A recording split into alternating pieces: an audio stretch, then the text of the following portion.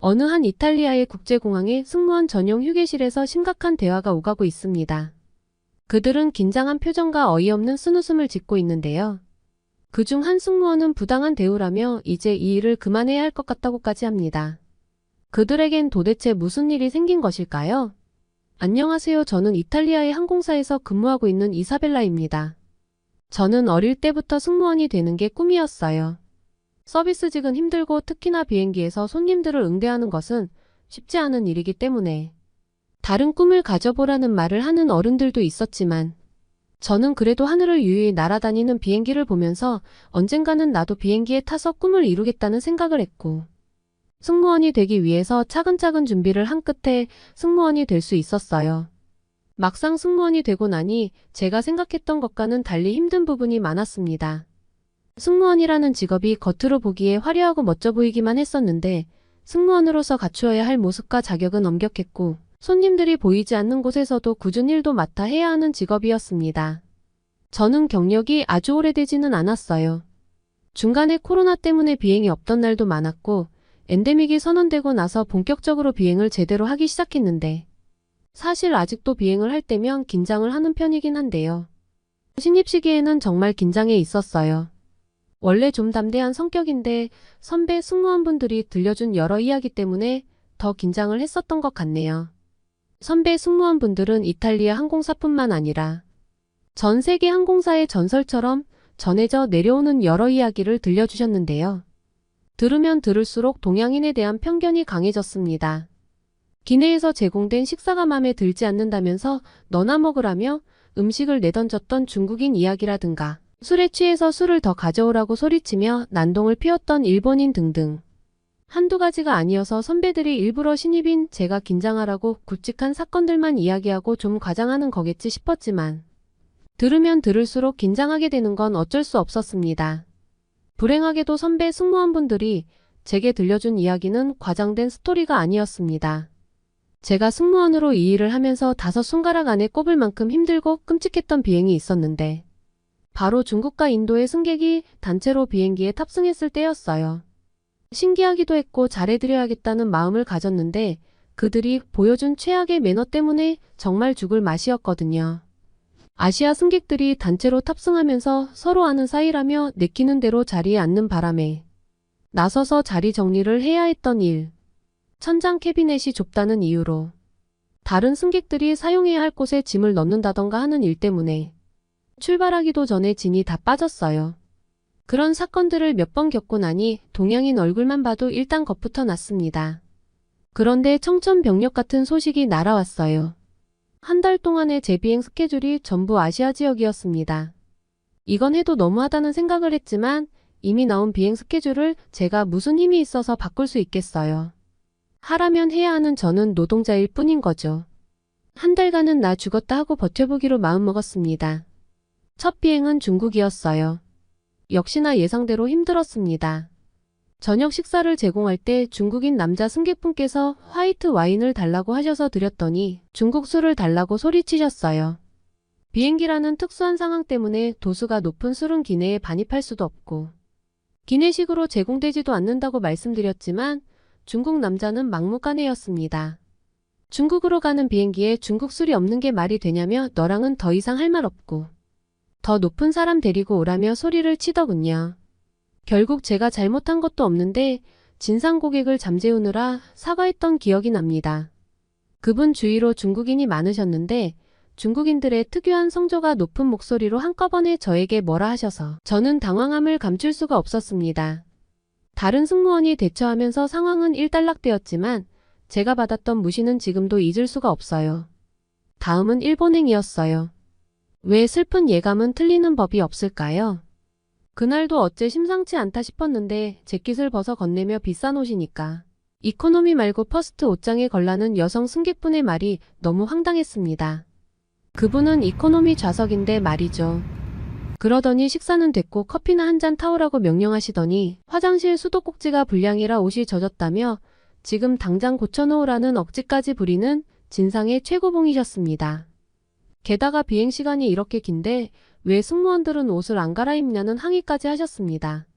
식사는 됐다더니 얼마 후 배가 고프니 1등석에 제공되는 닭고기 메뉴를 요구하셔서 이미 식사 시간이 지나 메뉴가 떨어졌을 수 있다고 안내하자 회사에 컴플레인을 걸겠다며 서류를 가져오라고 하더라고요. 일본에 도착하려면 아직 멀었는데 초장부터 지쳐버렸고 일본인이 너무 싫어서 일본에서 체류할 때 숙소에 처박혀서 나오지도 않았습니다. 이런 경험이 있다 보니 저는 아시아에 대한 좋지 않은 편견이 있었던 겁니다. 마지막으로 한국행 비행이 남은 상태였어요. 마지막이라는 희망을 가지고 힘내보기로 했습니다. 그런데 정말 하늘은 저를 버리셨나 싶었어요. 전생에 제가 나라라도 팔아먹은 것일까요? 한국행 비행기 탑승 전에 사전 미팅을 했는데 사무장님이 이번 비행에는 특이사항이 있다며 한국인들 100명 정도가 탑승할 예정이라고 했습니다. 글쎄 동양인 단체 비행이라니 예전 중국인 단체 비행 날만 생각하면 승무원을 그만두고 싶다는 생각까지 했는데 또 그 고생을 할 생각하니 비행 시작도 전에 멘탈이 탈탈 털리는 기분이었습니다. 저뿐만 아니라 사무장님을 포함한 선배들은 우려되고 걱정스러운 마음에 다들 약간씩은 넋이 나가 있었어요. 한국인 승객들은 처음이지만 아시아에서 가장 큰 나라들이었던 인도와 중국 사람들이 그러했으니 한국도 별다를 바 없지 않겠냐는 생각으로 선배들은 표정이 좋지 않았습니다. 불안한 마음은 쉽게 번지기 마련이죠. 선배들의 그런 불안한 마음이 제게도 전해졌고 승객들이 타기 전 비행기로 향하는데 마음이 그다지 좋지 않았습니다. 승객들이 비행기에 탑승할 시간이 다가왔고 저기 멀리서부터 수많은 검은 머리의 한국인들이 몰려오기 시작했습니다. 저는 긴장되는 마음으로 그들에게 웃으며 티켓을 보여줄 것을 요청하며 비행기 탑승을 도와드렸습니다. 하지만 이 한국인 승객들은 저희를 놀래키기에 너무나 충분했습니다. 다들 비행기 입구에서 티켓을 한 번 더 확인하는 과정이 있다는 것을 모두 다 알고 있다는 듯이 미리 손에는 티켓을 들고 있었고 가방 깊숙한 곳이나 꺼내기 어려운 주머니에 표를 박아둔 사람은 없었어요. 늘 이런 사람들이 많아서 탑승이 지연되기도 하는데 한국인 승객들은 마치 비행기 탑승 경험이 굉장히 많은 사람들처럼 자연스럽게 행동했습니다. 그래서 평소보다 빠르게 승객들을 탑승시킬 수 있었어요. 보통은 플랫폼에서 미리 티켓을 보여주고 왔는데 왜 또 보여줘야 하냐며 시간을 끄는 승객들이 굉장히 많거든요. 한 번은 게이트에서 다 확인했는데 왜 또 귀찮게 티켓을 보여달라느냐며 끝까지 티켓 확인을 거부하던 한 승객이 주먹으로 승무원의 얼굴을 가격한 일이 있었어요. 하지만 한국인 단체 관광객들은 모두 그런 불필요한 항의나 짜증을 내는 사람이 없었어요. 예전에 인도와 중국의 단체 관광객을 받아봤던 선배는 그때와 양상이 다르다며 미소를 보이기까지 했죠. 그리고 이 한국인 단체 관광객들은 승무원 입장에서 볼 때 대단한 사람들이었습니다. 그들은 자신의 자리를 찾아 들어가는 것을 어려워하지 않았고 머리 위에 있는 캐비넷에 물건을 집어넣었는데 다른 사람의 자리를 침범하지 않으려고 노력했으며 자리가 부족하면 다른 사람들의 짐을 만져가면서 위치를 적당히 옮겨 자신의 짐을 놓을 공간을 만들어 완벽하게 집어넣기도 했고 더 이상 들어갈 짐이 없으면 스스로 캐비넷 문을 닫았습니다. 이건 보통 출발 전에 승무원들이 기내를 돌아다니면서 승객들을 도와줘야 하는 일들 중 하나입니다. 그래서 늘 이륙하고 나면 몸에 땀이 흘렀다는 것을 느낄 수 있는데 이 비행에서는 제가 승객들에게 해드릴 게 없어서 그냥 구경만 해야 했던 상황이었어요. 오히려 제가 가만히 있는 게 너무나 어색하고 민망해서 식은땀이 나는 느낌마저 들었습니다. 다른 선배들의 눈치를 봤지만 선배들도 딱히 할 게 없어서 억지로 일거리를 만들어서 승객들의 안내를 돕고 있었습니다. 비행기가 이륙하기까지의 과정에서 이 승객들은 굉장히 행동이 절제되어 있고 비행기 탑승에 능숙한 느낌이 있었으며 승무원들이 할 게 없게 만드는 알아서 다 해주는 승객들이라는 내용으로 선배와 대화를 했습니다. 선배들도 예전에 인도와 중국의 단체 승객들과는 결이 다르다며 신기하다는 말을 하고는 했습니다. 그렇게 정말 손에 꼽을 만큼 편안하고 쾌적한 비행이 끝났습니다. 이번 한국행 비행은 체류하는 날이 길어서 아시아가 마지막이기도 하니 한국에서는 여행도 좀 하다 돌아가기로 했어요. 중국과 일본 비행에선 정신적으로 너무 지쳐서 호텔 안에서만 있었는데 한국행 비행은 너무나 수월하게 온 덕인지 없던 힘도 생기는 기분이어서 여행도 충분히 하고 싶다는 마음이 들었습니다. 한국 호텔의 지배인님께 한국의 주요 맛집과 여행지를 추천받았는데 장시간의 비행으로 힘들었을 테니 몸보신을 하라고 하셨어요. 한국에는 먹으면 힘이 나는 음식이 정말 많다고 하셨습니다. 그래서 경복궁 근처의 삼계탕 집에 가기로 했는데요. 현지 한국인이 추천해준 음식점이니 믿고 가봤는데 아주 인기가 많은 집이라더니 한국인도 많지만 외국인도 정말 많았습니다. 메뉴판에 어떻게 먹는지 안내가 외국어로 된 걸로 봐서 제대로 찾아왔다는 생각이 들었습니다. 한국 전통가옥 같은 느낌으로 된 건물도 멋졌는데 음식은 사실 좀 생소했습니다. 하지만 정말 맛이 좋더라고요. 아주 따뜻하고 고소해서 뽀얀 국물을 계속 떠먹었더니 어느새 몸도 후끈 달아올라 몸과 정신이 개운해지는 느낌이었습니다. 처음 와보는 한국에서 저는 동료들과 쉴 새 없이 한국의 여기저기를 구경하면서 다녔어요. 그리고 수많은 한국인들을 만났고 동료들을 따라서 밤에도 거침없이 한국의 거리를 누볐습니다. 하지만 어디에서도 유럽에서 봤던 거지들과 저희에게 다가와서 위협을 하는 사람은 마주칠 수 없었어요. 나중에 다른 선배에게 한국에 다녀온 이야기를 했더니 현지에서 체류할 때 즐길 것도 많고 어려움 없이 다닐 수 있는 곳은 전 세계에 몇 군데 안 되는데 그 중에서도 정말 안전하고 또 안전한 나라 중에 하나가 바로 한국이라는 것을 알려주시더라고요.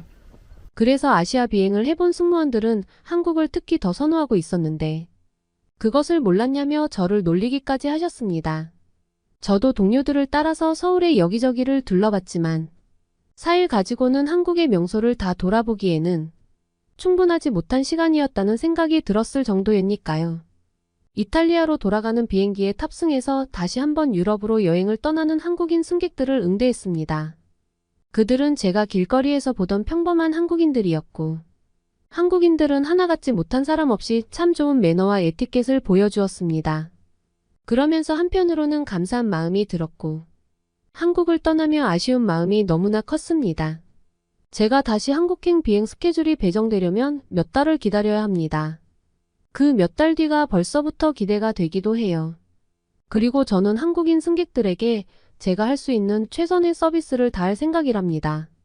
한국인 같은 승객들 덕분에 퇴사 욕구가 싹 사라졌고 더 프로페셔널한 승무원이 되어야겠다고 다짐까지 하게 되었답니다.